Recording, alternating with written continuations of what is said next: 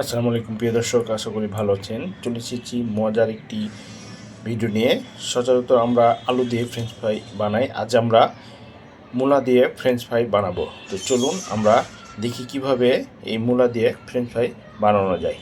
তো এই জন্য আমি একটি মূলা নিয়ে নিয়েছি, দেখতে পাচ্ছেন। এখন এই মূলাটিকে আমরা ফ্রেঞ্চ ফ্রাই সাইজে কেটে নিব। এবার আমি মূলাগুলোকে এই যে ফ্রেঞ্চ ফ্রাই সাইজে সুন্দর করে কেটে নিলাম। কাটা হয়ে গেছে, এগুলো আমি একটু পানি দিয়ে ধুয়ে পানিটা ঝরাই নিয়েছি। এবার আমি মূলাগুলোর মধ্যে পরিমাণ মতো লবণ দিয়ে ভালো করে মাখাই নেব। এভাবে ভালো করে লবণ দিয়ে এটা আপনি ভালো করে এভাবে মাখাই নেবেন।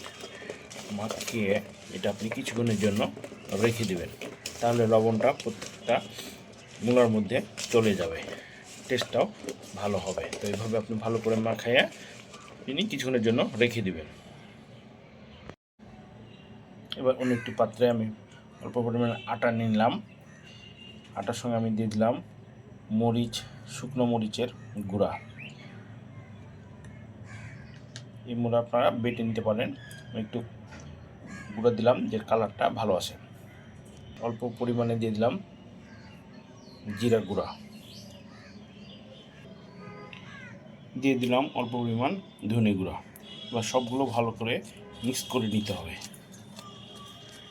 দিয়ে দেবেন অল্প পরিমাণ লবণ, পরে এটুকু ভালো করে মিক্স করে এভাবে রেখে দিবেন।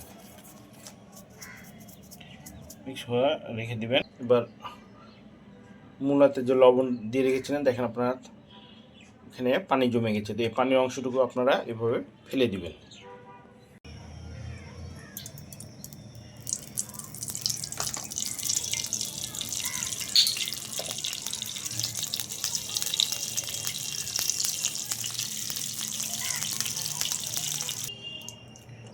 হিটটা মিডিয়াম আঁচে রাখবেন, তাহলে পড়ে যাবে না।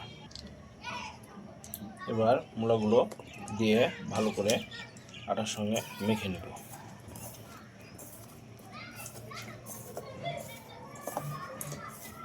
যেভাবে ভালো করে মাখাই নেবেন যাতে সবগুলো গায়ে লেগে যায়,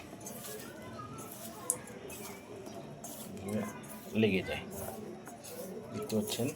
আটার সঙ্গে ভালো করে মিক্স করে নেবেন, তাহলে ভালো হবে।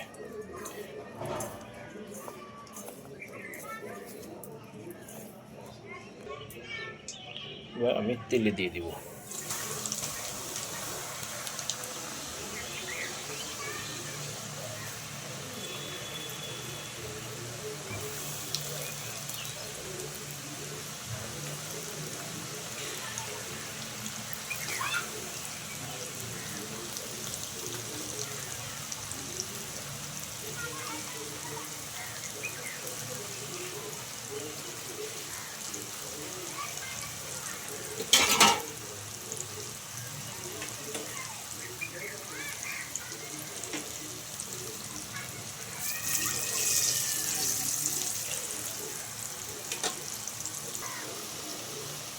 এখন একবার উল্টে দিবেন সবগুলো এভাবে।